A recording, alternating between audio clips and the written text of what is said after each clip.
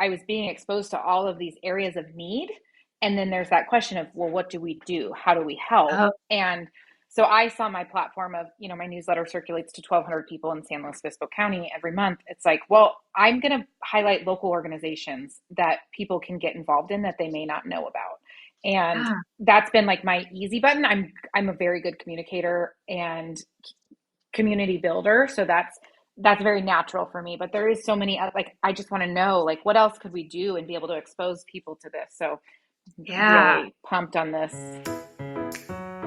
Hi, I'm Cheryl Medeiros. And I'm Colleen Hungerford. And this is We're Doing This Right, right? A podcast for the whole woman, mind, body, soul, and business. It's humor infused, as real as it gets, inspiring, and you'll walk away with real usable tools for life and business. If you love what you're hearing, please share with a friend, subscribe so you'll never miss an episode, and rate and review whenever you listen. So find your earbuds, lace up your walking shoes, or cozy up with a beverage of your choice. It's time to dig in. The research shows that agency, self-efficacy, like believing that you can do something to make a difference is incredibly important. And so to your point, it's one thing to learn and to be educated, but then it is important to know that like there is a next step that we can take, right? Because otherwise sometimes I feel like the information just it just gets too overwhelming if we don't know that there's a way that we can move forward, right? Right. Yeah, it is Yeah. overwhelming. That was one of the hardest things in this leadership program, specifically on the criminal justice day and the healthcare day. It felt like the problems were so big and Mhm. so insurmountable that then just knowing like there are small things, even if they're small, they do make an impact that we can do. I couldn't find anything on criminal justice day to do because the biggest takeaway I had from that was that mental health has become criminalized, and Yeah. it is so very disturbing. So not to take us down that path, but like Yeah. at least the homelessness day, like there is programs that we can get involved in to do something for people anyhow. And we So always teach kids, we always teach kids too that the education, I mean, and the education is powerful, right? Even if it's like, let's educate someone else about this. Like, can you go and teach someone else what you learned today? Like that can also be a powerful thing that is an action step, right? Like growing awareness. And we mhm. frequently have kids. It's pretty inspirational to see how many kids will leave a program of ours and they go home and say to their parent, "Hey, I actually think my class would love to learn about what I just learned about with Seeds of Caring."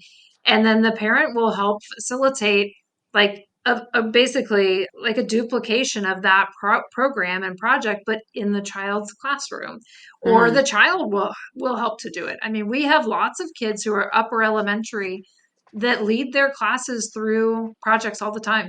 And that's, it's just so neat to see that. I think kids, especially, they want to be doers and they want to be helpers. And so as long as we give them the opportunities, they run with it in ways that we could never imagine. I Another think area I Cheryl. was thinking as Oh, we were talking about this, sorry, was uh, the like sports team. So I just finished coaching two Mhm. soccer teams. I would have loved to, on the week we didn't have a game, take them and do one of these projects. And what a good team building experience would that have been for them? Because at this age of sports, I coach U6 and U8. Like all I'm trying to teach them is beyond the fundamentals and like the rules of the game is like how to be a good teammate, how to be a good mhm. friend, and how to be a good person. And I feel like this would Yeah. play so well into that. Well, and Yeah. Cheryl, this goes right into your idea of like the easy button, which is why I like so much about what Seeds of Caring does is like it has these projects that like you don't have to think about anything. You can just, do these projects like what are they called, Brandy? The projects that are like The projects that like sports teams can do or scout yeah, troops or any of those they're called our anywhere projects anywhere because the projects. idea is that, service can happen anywhere. Yeah, so it's like, oh, okay, you don't know what to do. Okay, Seeds of Caring has all these different types of like anywhere projects. And based on what I just in conversation with Sarah in Indianapolis, like they could also help create an anywhere project for you. Like if there was something that you were really passionate about or a cause you wanted to like support, it sounds like in partnership you guys would be able to help come up with something, right? I mean, many of our ideas are inspired by things that kids will suggest or nonprofit partners will approach us and say, hey, we'd really like to figure out a way to work together. And then we can work to come up with some kind of a program. And it's important to us to ensure we're, helping kids like tap into and learn about a myriad of community needs. So we try to have really varied partnerships across the sector so that they're, if they're really passionate about supporting our unhoused neighbors, then great. They can learn more about that. If they're really passionate about animal animal care, then they Hmm. can, plug in that way. If they have a soft spot for older adults and supporting our, the seniors in our community, then they can plug in there. So yeah, we try to make it easy all around for everyone to find a way that they can contribute. And So what are you good. seeing now? Like, I know, we're going into holidays and a lot of people are doing projects and things like that, but what are some things that people can be doing, like, not during those times? Because I'm sure there's an influx of Mhm. people who want to do this during the holidays, and then after that, they're like not thinking about it as much. So, like, what can we be doing all year round? Like, I'm sure Ah, people need food pantries year round. I would not just yes. during Thanksgiving, correct? Or like Yep. what are some of the other projects that you are seeing or would like people to be doing more or Yeah. more that are helpful more year round? Oh, absolutely. Yeah, we always it is, I mean, the holiday season is insane at Seeds of Caring. It is every single year. It's like Hmm. we can hardly keep enough projects and programs on the calendar, right? But we love that because it is an opportunity. It's oftentimes the first time that a family or a group will reach out and Mm, engage, right?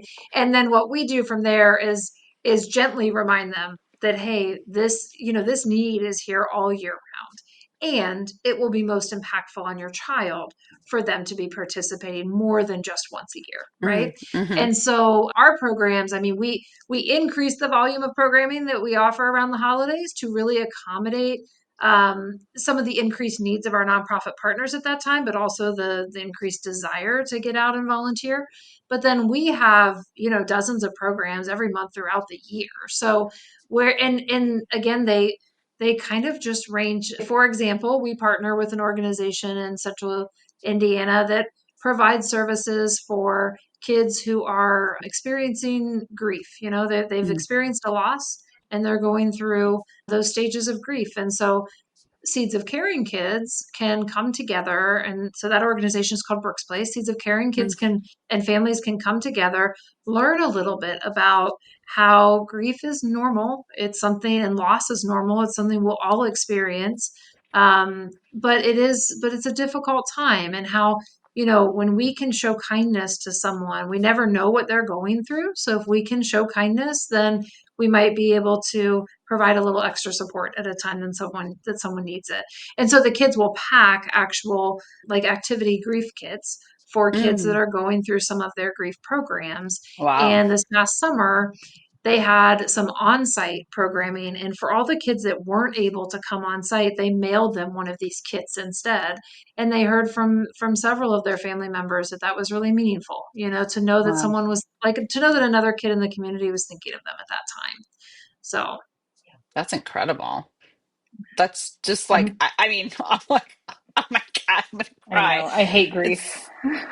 that's how, I Not mean, not that, to say but the obvious it's, thing. I hate grief, and it's so yeah. nice to know there's Mhm. community thinking of people, and And I think there's that's, things you can do. Yeah. yeah, and I don't know that that's something that like a lot of people think about when they, I think, when people start to think about community service, it's very easy for them to be like, well, we'll just, pack lunches, or we'll go to a food Mhm. pantry, or we'll go to a homeless, or we'll Coat donate drive. blankets or a Yeah. yeah, exactly. But Mhm. I love that this also exposes people to different types of help or different needs that people uh, need, for lack of a Right. better term, throughout the community. I would love for you to tell us just some more, like some of the ones Yeah. that are like not as obvious. I think Yeah. is really helpful. Absolutely. We have a great partnership with Special Olympics. So, with that program, we focus on really celebrating athletes of all abilities, and we highlight some athletes that have just done incredible things, through Special Olympics.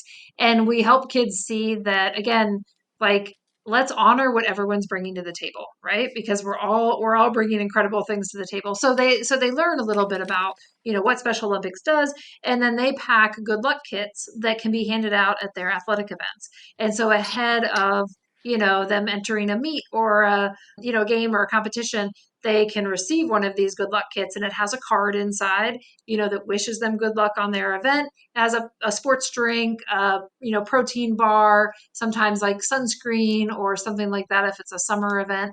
And so that's another example of, a program. And oh my gosh, yeah, I mean, I could go on and on, but we do a lot in the basic needs space as well. Like you Sure. mentioned, Yeah.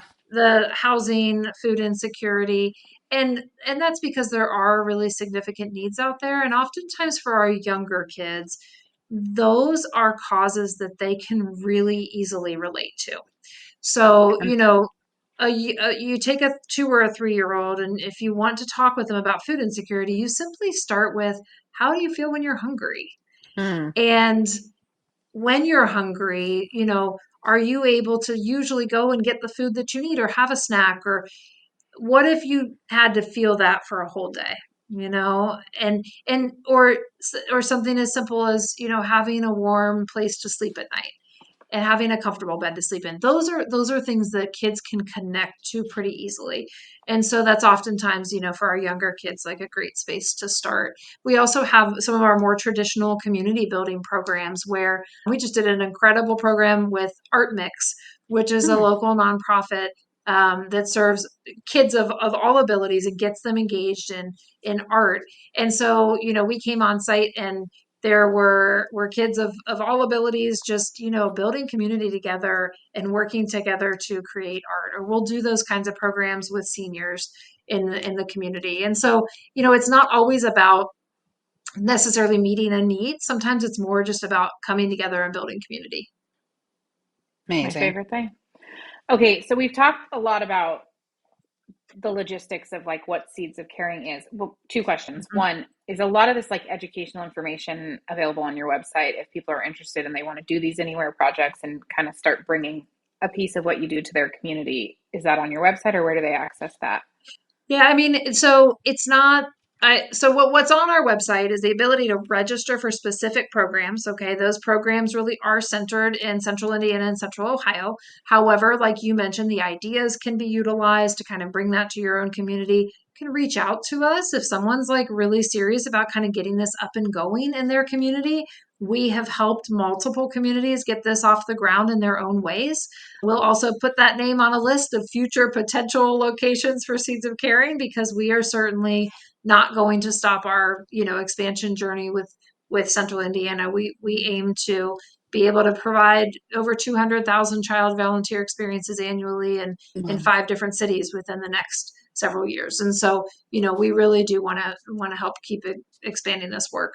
But yeah, I would say, check out our website. Those anywhere projects can absolutely provide ideas of ways to work with nonprofits in their own community. So, even though ours might be centered on a specific, let's say, shelter, every community has a shelter, right? And so Right. as long as someone's able to confirm that their local shelter might have a similar need and be able to, like, that those donations are actually helpful to them, then, that project content can be utilized. And then these educational pieces, like you were giving us examples of like how to talk to a child about hunger or a warm bed. Are those available on your websites? Because that's one of the things I always run up against when I'm like, something came up, I need to talk to my child about X, Y, and Z. Like, Mhm. what do I say? Without scaring them, without like increasing anxiety, Yes. like Yeah. what's the right way to teach them? Like, where do we get that information? Yeah, that's built into these projects. Okay. Okay. So the projects that are available online, the education comes in that email once you register. And so it's built into the projects themselves. We have a lot of driven listeners listening here. So like I kind of want to talk about your like the logistics of you having the idea to inception to growth of like the trajectory of Seeds of Growth, so that if other Yeah. people listening are inspired or motivated because they've had this idea that's like just chewing on them in the back of their head and they're like, where do I even start? Like, where do they start? Yeah, no, that's a great question. Um, you know, So I think the number one key to Seeds of Caring's success has been being very open to building a large team who can plug in a million different ways and help drive our mission forward. So, when I first launched Seeds of Caring, I did it as a community group. I got, I did a call out to my own networks. I said, hey, I have this idea. Who might help? Like, who might want to help me build this? Right. And so it wasn't me alone in a silo. It was from the very inception, it was a community driven process. And then once we got it off the ground, within about 4 months, we were so flooded with families, we knew we needed to take it to that next level. We knew we wanted to make it into a more sustainable organization that could, more fully meet the needs of the community. Because at that time, there were so many families coming to us, we couldn't handle the volume of families that were interested in participating. And so from there, I mean, I'd say that's when, I'm building a board of directors and starting to build a key team of volunteers, building a participant base, and with that participant base, who can be kind of our ambassadors that get out there and spread the word about what we're doing. And so there was a role for everyone to play. And across the last 10 years, what has driven us forward is people showing up and saying, I love what you're doing. I want to be a part of helping it grow. How can I help? And, just really building that committed team has gotten us further than I could have ever imagined. I love that so much. Cheryl and I are big proponents of like finding, the who, not the how, and like Mhm. building teams and Don't do it alone. don't do it alone. And I think, we are told as women that like if you don't, you've somehow not done it. Mm. You've You not get no done it, credit. or you don't get any credit for it, or like, oh, you needed help and that's bad. But like, oh my God, like do, to understand right out the gate that like this is something that needs more people and more help is like so smart, Brandy. Like so smart, because there are a lot of people who would just be like, well, I'm just going to do it by myself, or I don't know Mhm. how to get other people to see the mission, see the vision or see the mission. I don't know how to organize people. Like I think that's really valuable, like those skills to be able to understand and know that like your vision is going to take more than just yourself is also just like Mhm. so amazing from the jump, because a lot of people, I don't know that a lot of people do that from the jump. Yeah. I mean, I think being open to that is, yeah, it was really important. I don't get me wrong, we're all human, right? There are times that I kind of like retreat into a silo and I think, oh my gosh, if I don't do this, it's not going to happen, right? But whenever I can kind of like catch that pattern in myself Hmm. and realize that, most likely there's actually someone that can do it better than I can anyways, right? Yeah. And or there's someone who has more time, or they have a different network that we need to tap into. Like, it is really just being open to that idea that, there's ways to plug people in, and sometimes that takes a little bit of extra effort to figure out what that is, but then it increases the impact exponentially. Can you think of a time over the last 10 years that you were like, this is too much, I want to quit? Or like Oh, some challenge happened. Give us an example of that and then tell us what pushed you through, like how you were resilient and yeah. persevered. Yeah. Yeah, absolutely. I mean, I joke, I say like 10 years ago I had way fewer wrinkles, okay? Like way fewer wrinkles. I mean, and this is a quick aside, funny story, but when my middle child was in kindergarten, I went into her room on picture day and she was sitting on her floor and she was taking her fingernail and digging it into her forehead. And I was like, honey, what are you doing? She's like, Mommy, I want to look like you in my picture. I'm giving myself wrinkles. Oh my God. Okay, well, I mean, what an Wow. inspiration you must be to I her. love that. And I love that she was like, that's what I want to look like. That's Yep, amazing. yep, See, and yep. that's just us. Like we've programmed these kids to think that, or these adult women to think we're not supposed to have these fine lines, but we are. Okay, keep going. Yeah. Yeah, right. So yes, I have way more wrinkles now than I did 10 years ago. And there have absolutely been really hard moments, right? Where the workload has just felt like too much. It's just felt like too much. And I think, and part of that is my personality. I don't love to like sit still, and kind of as soon as I reach one milestone or one accomplishment, I want to get the team on board to like drive toward the next, right? But I think there's really been two things maybe that have helped me get through those times. I mean, sometimes it's pure luck that like something falls into place that allows it to ease up, right? So whether that's, I mean, early on with Seeds of Caring, every nonprofit, when I started Seeds of Caring, someone told me, Brandy, have you heard the statistic that basically 80% of nonprofits fail within the first 5 years? So they close their doors within the first 5 years. And I was like, well, I mean, that's really helpful. Thanks. Right. That's why do Um, people do that? I never understand. Like, why did that person think that that was like Is helpful that useful info? yeah, information? Yeah, yeah, thank yeah. you. I don't know. Like, okay, thanks. But I don't know. Like, I'm always up for a challenge. So in my head, I was Sure. like, oh, okay, well, Yep. watch me prove you wrong. Right. Mm-hmm. We're Mm-hmm. not going to be one of those. But, but I remember that early on. And there were times when the biggest thing for any young nonprofit is you need someone to take a risk on, like, you need someone to take a chance on you, and you need Yeah. someone to come alongside you with funding, because in the end, like, you eventually need to build a sustainable infrastructure that includes paid staff and Yeah. oftentimes maybe physical space or whatever it is, but you need some kind of funding to get over that hump. And so early on, like, there were a couple of things that fell into place, a couple of individuals who said, hey, I'm part of this group. We're going to do a big fundraising effort, and I'm going to fight really hard to make sure that Seeds of Caring is selected, right? Well, Mm. they raised $109,000 for us in 3 Wow. months. And so Wow. then that allowed us to hire our first paid staff person. Someone else kind of came alongside us and said, I believe so strongly in what you're doing, and I'm really well connected to the local community foundation. I'm going to get you a meeting there. And then, over the course of a year, we eventually got the community foundation to give us a capacity building grant. So sometimes it was the right people showing up, and again, me being open to saying, yes, please, how can you help? Like, we need help, and plugging them in, but also a little bit of luck with that. The other thing, though, that I would say has helped me through some of those times is recognizing that there are seasons in this work, and that it's okay sometimes to step back and say, you know what, this is a season where I don't have to drive forward so hard. Like, this is like, I see myself, inching toward burnout. I I know what that is. I know what that looks like. I don't want to get to that place. And therefore I have to be okay with sitting in this season of like, it's okay to do a little less right now.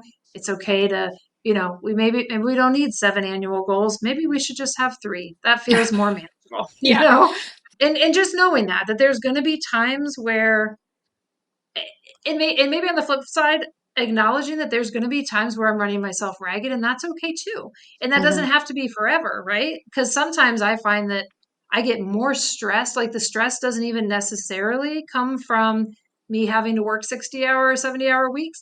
Maybe the stress is coming from me telling myself, oh my God, I'm going to have to do this forever. And therefore I can't Yes. do it anymore. Right. But I feel that so hard. Like if mm, there's no end to something, like if you feel like there's no end, it feels like interminable. But like if you're like, okay, I can Hopeless. do this Yeah. for 60 more days. Okay, mhm, great. Like we can do this. We can push for 60 more days. And I think that that is like really, really important to talk about with, you know, and this point of view talking about like maybe we don't need 7 goals, maybe we need 3 goals. And I think for sounds like you're a woman after our own heart, like an ambitious, driven lady. And I think sometimes the hardest thing for us is to say 3, not 7. I mhm. think that Yeah. is really challenging sometimes. Yep. And Yeah. I think the slowdown or recognizing those indications of burnout. And sometimes you don't Mhm. Well, know and what those remembering that are until sometimes, you've burned out, right? Like you right, won't and sometimes know. less truly is more. Like, Yeah. Yes. if you focus on these 3 goals really, Mhm. really, really hard, you may get more momentum and further ahead than if you had these Yeah. 7 that you're going to give like partial attention to, because Yeah. we just can't possibly do everything we want to do. Yeah. Yeah, absolutely. I mean, this year was funny. We had we had our annual team retreat followed by our leadership retreat. And we walked out of there and we had set annual goals. And we had kind of committed to this idea that any one leadership team member really can't hold more than one annual goal. Like can't be like kind of the, person responsible for spearheading more than one. And so what we had done is we had like made them half year goals. So we had said like by July we're going to accomplish this and then Oh, by December we're going to accomplish this. So we had basically tricked ourselves. And after a couple weeks of reflection, right? Like we came back to the table and I said, "You know what? Everyone like we did we did this wrong. We tricked ourselves. We made these half year goals. No, these are full year goals and we know that we can't own more than one, per person. So we need to narrow these down to five. And two of these are just going to have to wait. yeah. They're just going to have to wait." And we were able to do that. We were able to acknowledge, yeah, we were too ambitious. And to your point, Cheryl, we will probably accomplish more and drive our mission forward in better ways if we focus on what's really most critical. But I think sometimes you can't figure that out unless you Yeah. have the seven, right? Like sometimes Mm, you need to have the seven to understand, like, okay, here are the seven we think are really important. But when we start to get into it, actually, these five or these four or whatever it is. So I love that exercise, if you will, of saying like, okay, we're going to do seven, but now, crap, that was too much, but yeah. let's reevaluate. Like, I love the idea of like the constant refinement of what we're trying to achieve, right? You set the ambitious Hmm. goals, you go after it, and then once you're in it, you're like, okay, maybe that's not exactly how it's supposed to go. Let's refine that a little bit and let's figure out like, okay, from the seven, what five can we do or whatever it is. And I think that that is true leadership, and that's true, like collaboration. We talk a lot about collaboration on our shows, understanding like between all of us, like what can we handle and what is the most important, and we thought we could do this but maybe it wasn't right, and understanding that you can be wrong and that's okay. That's okay too. Yeah. Yeah. We talk a lot about that at Seeds of Caring, among our staff because we do have, we have these core values, right, that drive us forward every day. And one of them is like always ask and always grow and always, be questioning, is there another way to do this? Or, be willing to take a risk so that we can allow ourselves to fail and learn from it. I'm the worst at modeling that though, like it's really hard. It's really hard to allow myself to fail and then deal with the repercussions of that. But I am constantly trying to grow in that space because I think it Hmm. is so important. Yeah, it's so important in leadership too, right? And it's so important as a mom, right? Like Mhm. I talk with my kids a lot about, I'm trying to at least, like, what does failure look like? Or is that really a thing? Like, are we really failing or are we just learning from these situations? Mhm. Or like, how do we Mhm. handle the disappointment of, my kids are in sports and everything is competitive right now. Like everything's a competition, no matter whether it's like, how many goldfish did I get? Or like, how many points did we score? Or who got more bigger scoop of ice cream? But it's like, like, are we failing in these situations or are we Mm. just learning in these Yeah. situations? And Yeah. I think that's an ongoing conversation for every person at every point in their life, all the Right. time. Someone told me I maybe you both have heard this. I had not heard this before, but that, the acronym FAIL can just stands for first attempt in learning. I have heard that. I Have you heard love that? that. I I hadn't heard that love until very that. recently, and I was like, "Oh, It was, that's great." yeah, yeah. Mhm. Not, it is recent, but I think that has become like a thing. But I just am like, if that's something, again, we talk about kindness and we talk about failure and we talk about all of these things, like I think when we were growing up, failing was such a big deal. It was Yeah. like a thing that was awful, right? Like if you failed at something, you were the worst, you had let everybody down. And I think now, in my attempt to not raise perfectionist kids, because I happen to be one, apparently, helping them through that idea of like, okay, so you didn't win the basketball game. Now what? Or, my middle son is so competitive now, and like he's starting to get really upset about like professional sports. And I'm like, Mm. dude, we cannot get angry about the Colts like not winning, okay? Like this is a fun thing. This is not, but it's like this idea that like trying to, and I don't even know if it comes from me or if we just see it in society, like the unprogramming of this fear of failure.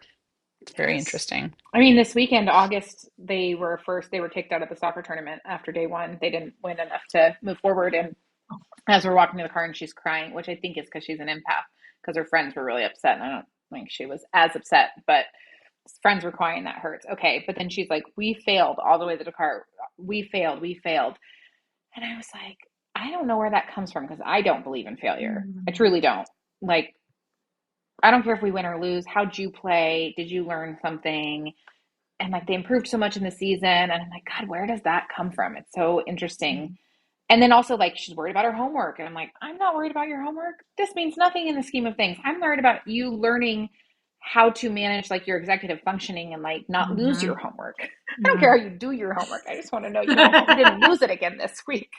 It's like I'm like, where are you getting this pass fail scenario? So Well, I got to it figure comes that from out. But environment too, right? Like there's yeah, some Mhm. things we can't control in their environment. Like they go to school and somebody might say something or somebody, and I'm just like like, pressures from their friends' parents like spill into their Mm. life. yeah, or teachers or whatever it is, right? Like somebody can say one Yeah. thing and they hold on to it. It's really intense. This again, parenting is so hard. Oh my God. Yeah. Okay. Okay, Brandy, you have been an absolute delight to spend time with and so Oh. inspirational in so many ways. How can people get in touch with you if they are in the Central Ohio, Central Indiana area, or just want to learn more about what you have to offer? Yeah, absolutely. Like I said all along, there's a role for everyone to play in this work. So, just check out our website, seedsofcaring.org, and there's an opportunity to sign up for our newsletter if you are Mm. in the Central Indiana or Central Ohio area. If you're not and you want to, kind of think big about how you might be able to do this in your own community, there is a contact us form. Feel free to reach out through that and we can have a conversation. And, overall, I think I'd love the listeners to just know that again, there's always something that each of us can do. And if you have kids in your life, really help them internalize that in any ways that you can, because I think that it's a real key to moving us towards a kinder, more connected world. And I want to see that every young child really believe in themselves and develop that confidence that no matter how young they are, there's something they can do to make a difference. Love that so Thank you much. so much. We'll keep doing it right, Brandy, because you're crushing it. Oh, And to all the oh, listeners, keep doing it right because you're doing it right. Right, Colleen? Right? Right. Of Right. course. thank All you right. We'll so see much you guys for having next me week. on. It's been a Oh my real pleasure. God. I appreciate Thank you, Cheryl and you. Colleen. Thank you. That's a wrap. Thank you for joining us on this journey of laughter, life, and growth. And remember, you're not alone on this path to success. We're right here with you every step of the way. Please remember to hit that subscribe button so you never miss an episode. And if you found value in today's conversation, we'd be thrilled if you would leave us a review on your favorite platform. Your feedback means the world to us. And don't forget to share this podcast with your friends, family, and anyone who could use a good laugh and some practical insight into navigating the challenges and triumphs of our minds, body, soul, and business. Remember, we're doing this right.